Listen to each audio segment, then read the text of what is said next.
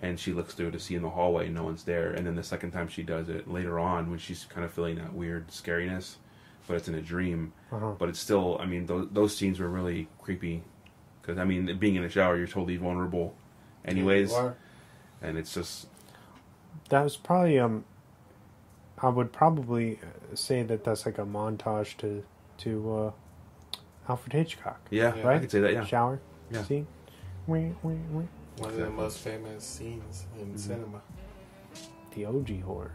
And how would you compare this movie to the first time you saw it? Because I know you've seen it before, right?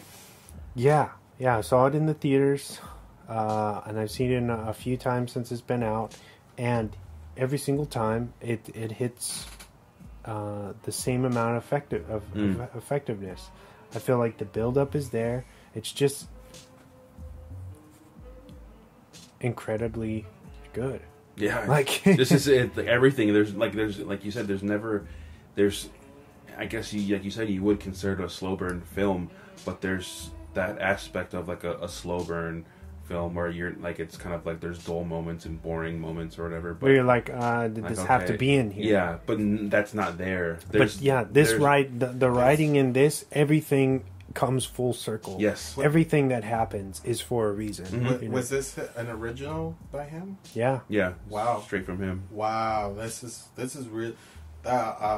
It's funny you guys say slow burn. I didn't think this at all. To me, this wasn't a slow burn. Like, I thought this movie was like a roller coaster ride, especially because it was such in the beginning. You're like, why are they like it just kind of didn't make sense in the beginning. You're like, why are they looking at houses and all this stuff?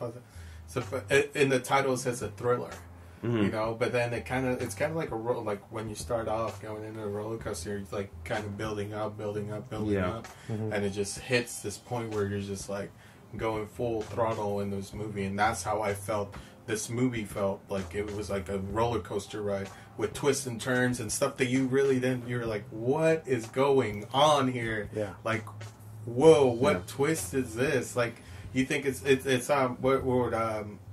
what Chris, not Bradford Rodriguez, says the other day. It's kind of like, it's kind of like it's the kind of like Parasite, where you don't expect stuff to go that way. And I went in here blind because I didn't want to see the trailer. I really wanted to see the movie. To me, it was like, what's going on here? Like, it was so good. I was like, man, these twists and turns and everything. I was just like, oh my god, this is a perfect movie. It's like when you put a pot of water on the stove and it's too high, and then the water and the foam just fucking starts erupting over. Yeah. That's like what this movie is. Yeah. Is because when shit hits the fan, boy, things go way deep south. Yeah. Like, to the worst extent that they could. Like, it's like almost, to me, this is not something that you can guess. You can't. No, not at all. Get the big twist. What the actual gift is in this is insanely genius. Yeah. Like, in an era of Hollywood where there's no originality, this is super refreshing that this came out, especially at the time that it did. It's like an original idea from somebody who's never really done, has no really credible things as a filmmaker. Yeah. And to make something so polished and so effective and pretty damn scary. Yeah. For not really relying on cheap gags. There's no real gore, anything. It's all tension and like real acting. You know what I mean? And it's also there's that aspect of your house, like home invasion. And that's a horrible feeling. Yes. To know that your home, where you're supposed to feel the safest, you're vulnerable. Is the most vulnerable place in the you're supposed to be at ease at your house, but when you feel like someone's breaking in or messing with something inside your house, that's a horrible feeling.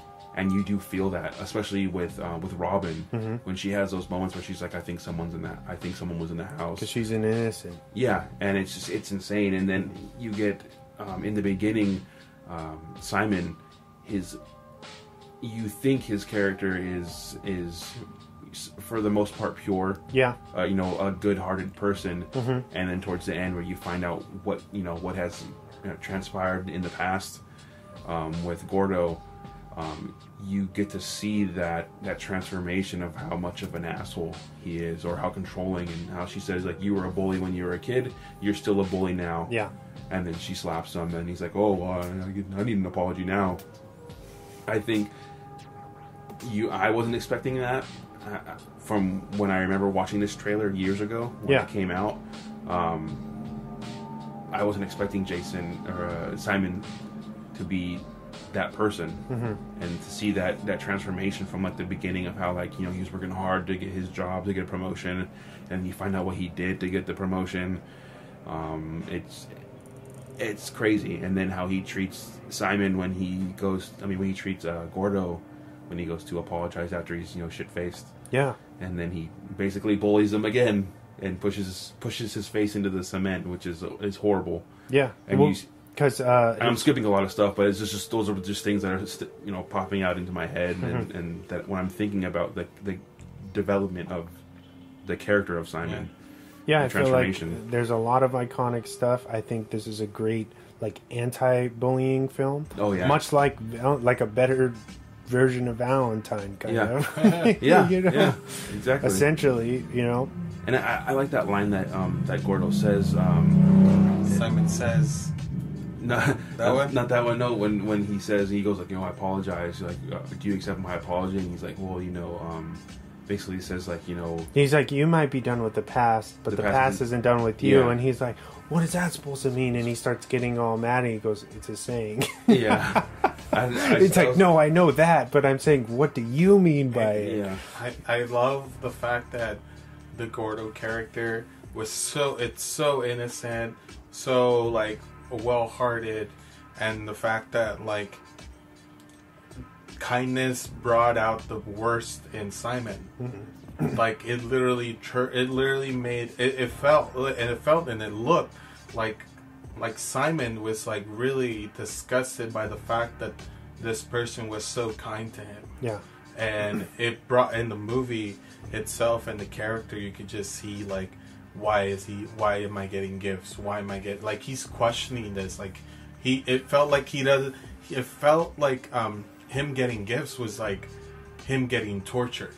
That's how I looked at it. It looked like it was like, oh man, like this guy's weird. Like, why is he giving me gifts? And you don't realize why he feels that way, because you don't find out what he did to Gordo until later on. That's the thing, is they set you up in the beginning to make you think, oh, Gordo is like the standard stalker trope. Yeah. Who is going to terrorize these guys for, I don't know, no real reason, or, you know, whatever. And then as you kind of go along with the story, it starts to unfold that the real villain is Simon. Is Simon. Yeah. And what's going on in the beginning is what's Gordo, right? Or Gordon, he's trying to, I feel like, kind of patch things over. Yeah. He's reaching out, and he runs into obviously to Robin and Simon in a department store. Yeah. And he's like, hey, you know, I don't know if you remember me. We went to middle school together, and we were peers or whatever. I'd love to get together. And then Simon, being nice, he's like, all right, let's swap numbers and maybe we can, like, catch up and stuff. And then at that point, Gordo starts to show up, and he's giving them all of these things, like you said, expensive koi fish and the bottle of wine. Yeah. And I like how they're like, oh, how did he know where we live? But if you're not paying attention, like he says, the lady at the register asks, like, oh, what's your address? And they say it out loud, and he's right there to hear that name of the address. So I mean, that's something, if you're not paying attention, you'll miss it. But he's right there when they say it. When they're like, oh, how did you know your address? I was like, they just said it earlier in the movie. Yeah. He was, like, literally right behind him. Yeah. I was like, how can you miss that? Yeah. That was a super easy address. Yeah. But I thought that they painted everybody well in this movie. Even Robin, the fact that Robin was like the fact that Robin knew that Gordo was not a villain right from the get-go, it kind of speaks volume on her moral compass. Yeah. And sees like the goodwill that's coming from him. Yeah. And I think the first instance I thought about, like, oh man, like I think Simon might be not what he is cracked out to be when he says, "Oh, Gordo the weirdo Gordo," and like he starts bullying. Yeah. And when he's not there, but he's talking him down. It doesn't take him too long, and he falls back into that mindset of the kid. Yeah. And and that's this movie's touching on real social issues because a lot of those kids, I'm sure we all encountered bullies as children.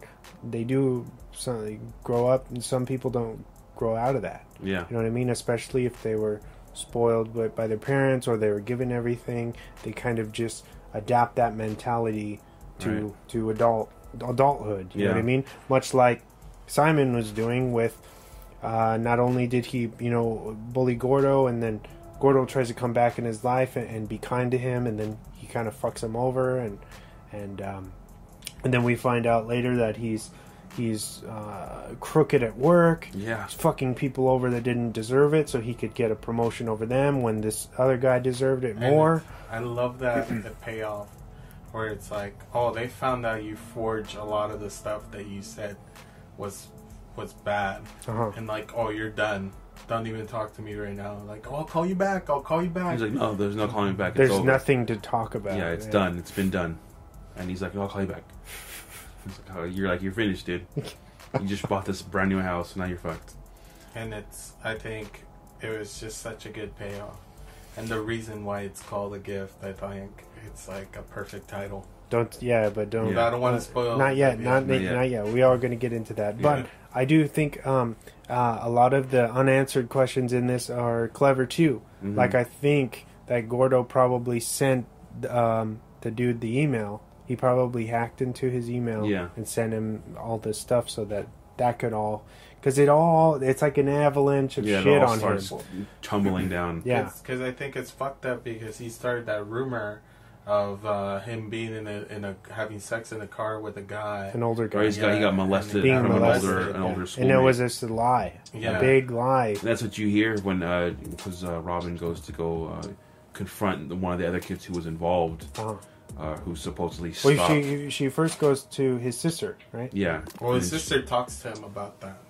Because she's like, yeah, this guy Gordo, like, he keeps on coming around. And she mentions it. He's like, oh, Gordo? It's like, yeah. Like, Simon and one of his friends actually helped him out because some older guy was, like, molesting him. And it was like a big deal. I forgot. But she believed it. Yeah. She thought it was real. A real story. And that's like, oh my God, Simon's like a hero. Yeah. So and it kind of paints that, like, oh man, like, this guy really saved this guy. Like, man, he's really cool. And then it's like, why doesn't Simon want him around if he's the one who saved him? Yeah. And then I actually got me thinking, like, oh, like, maybe he was the one who was, like, him and the other kid were the one who were molesting Gordo. And then that's when Robin even thinks it when she's asking the other classmate when she tracks him down. She's like, was Simon the one in the car who was doing that stuff to Gordo? And he's like, no, it wasn't real. And she's like, what are you talking about? And he's like, it was a lie. It was a rumor. It just took on a life of its own, and it kept going. And he's like, and then Gordo kept getting beat up at school, and his dad almost tried to kill him, burn him. Yeah. And he's like, and then, he's like, it ruined that guy's life. But he also says, and then Simon, he had a big chance to confess and say that it was a lie, and he chose to keep the lie going. Yeah. And that ultimately is what ruins Gordo's life. Which is sad, man. Mm-hmm. It's sad. It's a real thing. That stuff. Rumors do kill people. I mean, it's careers. Anything. Relationships, friendships. Anything. Well, I feel like the big message of this film is that words do have a lot of weight to them. Yeah. You know what I mean? I feel like we take that for granted, but every day, like everything that we do, whether it be positive or negative, every bit of it has consequences. Yeah. You know what I mean? And also, like how Gordo says, the